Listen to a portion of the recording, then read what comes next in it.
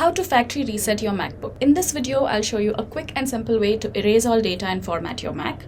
Do note that this method only works for MacBooks which have a macOS that came after macOS Monterey. If you do not know which OS your system has, so you can click on the Apple icon in the top right corner.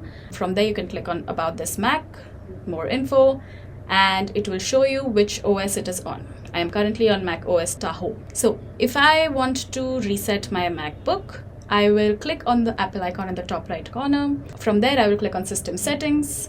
In System Settings, ensure that you have clicked on General. Within General, if you scroll all the way down, you will see Transfer or Reset. In Transfer or Reset, it's a very quick solution. You will see Erase All Content and Settings. You click on that, it will prompt you to put in an admin ID and password. After that, it will ask you if you want to back it up. In this case, I do not wish to back up my data, so I'm just going to click Continue.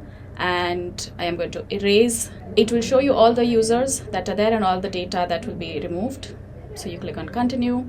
It will give you a warning if in case you want to, once you erase the data, it will be gone forever.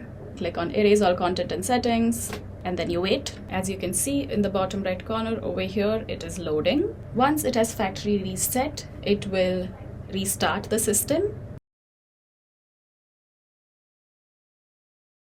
Once the factory reset is done and the computer has restarted, it will show you a screen like this where you can then begin setting up a new Mac.